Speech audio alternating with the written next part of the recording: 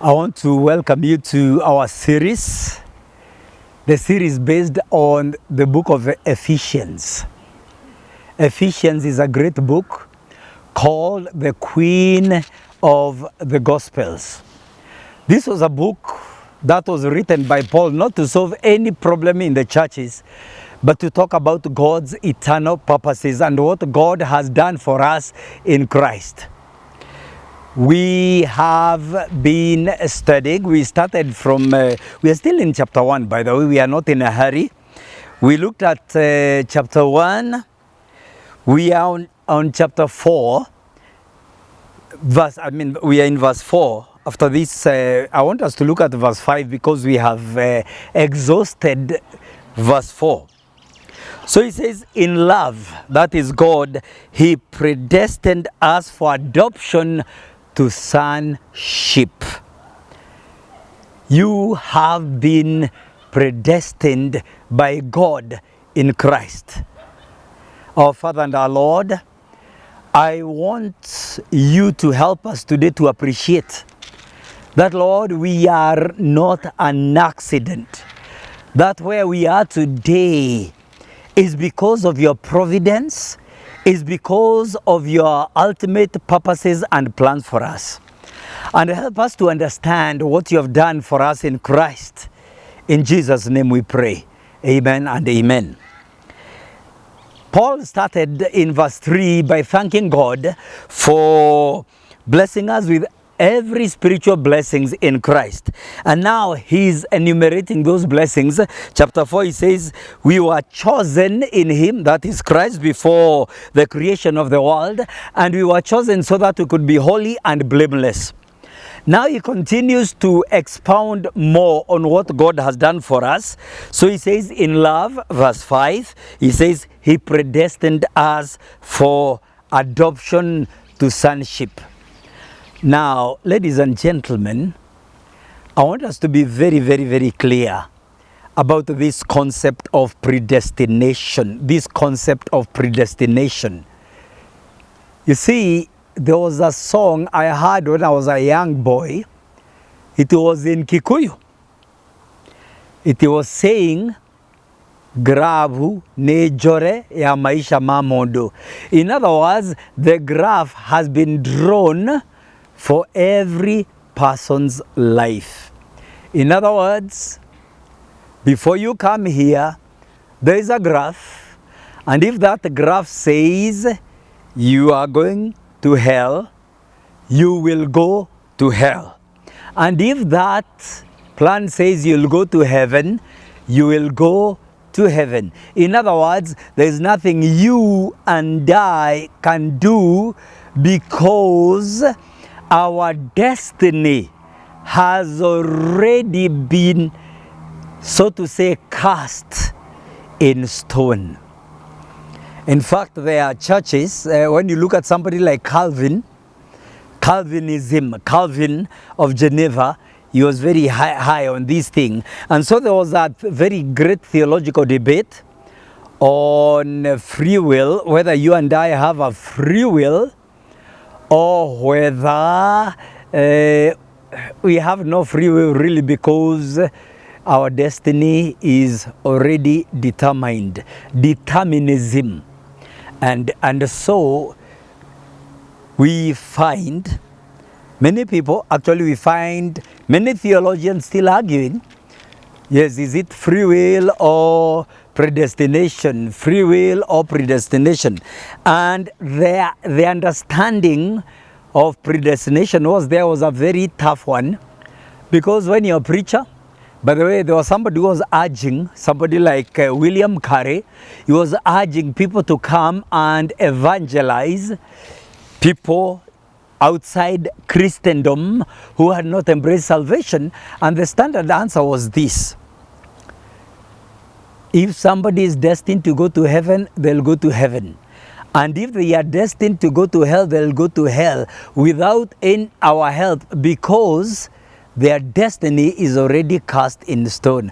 And so this has been a theological quagmire, but I just want us to look as it is and understand what the Bible talks about predestination. It's like in love, that is God. He predestined us for adoption to sonship. Ladies and gentlemen, what does it say? It says that God has determined our destiny. And what destiny is that? The destiny and the desire of all of us is that we will become like his son Jesus Christ, adopted to be his children. So what is your destiny? What is my destiny? My destiny is to become a son of God, where we are adopted to be children or sons of God. It is as simple as that. And therefore, everything God has done and is doing and will continue to do in our lives is to help us so that we can move towards the destiny that he has for us, that is becoming like his son Jesus Christ. And therefore, ladies and gentlemen, I want you to understand, if God's desire is for you to become like Jesus Christ, then he has put everything possible, at your disposal so that you can become like his son, Jesus Christ, to be adopted to be a son of God. Glory, glory, glory, hallelujah. But there's one thing I want you to understand. That is God's desire for you. So that is his destiny for you. And that is his destiny for me.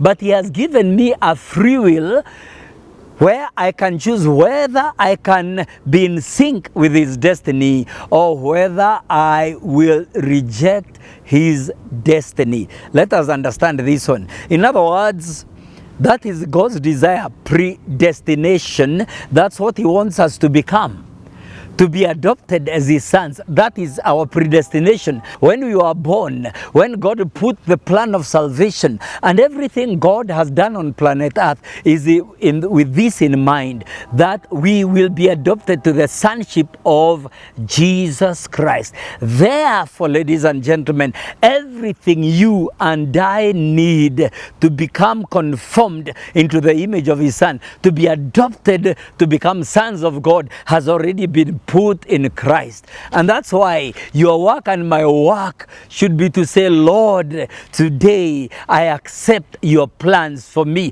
Lord, today I accept your destiny which you have predestined for me, because I want to be adopted. I want to be adopted to become your son, your child, your son, your child. And ladies and gentlemen, everything you and I need to become children of God are already in place. And when Paul understood this, that's why he said, praise be to God and Father of our Lord Jesus Christ, who has blessed us in the heavenly realms with every spiritual blessing in Christ. We were chosen before the foundation of the world. Now we are being told we were chosen before the foundation of the world to be holy and blameless. But now, more than just being holy and blameless, God set a destiny, your purpose for existence. As Stephen Covey says, we must begin with the end in mind. The end of God is that you and I will be adopted into sonship, so that we can also call God Abba, Father, just like Jesus called him Abba, Father. For many of us who don't have earthly fathers, you can cry to your Abba, Father. For us who have earthly fathers who let us down, and I'm a father, I know I've let my children down, I can look beyond my earthly father and say, our Father which art in heaven. Abba, Father, perfect, who loves us with agape love. Oh, ladies and gentlemen, you are not an accident. Your destination is known. God wants you to be adopted to sonship, to become a son, a daughter, a child of God.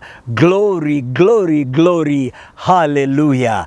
Amen and amen. Our Father and our Lord, we want to thank you for this great plan of salvation. Many times as we go through this world, we ask, what is my purpose? But we want to thank you because you have reminded us, Lord, our purpose, the reason you are born is so that we can be adopted to be your children. And because that is your plan, Lord, we accept your fatherhood, Lord.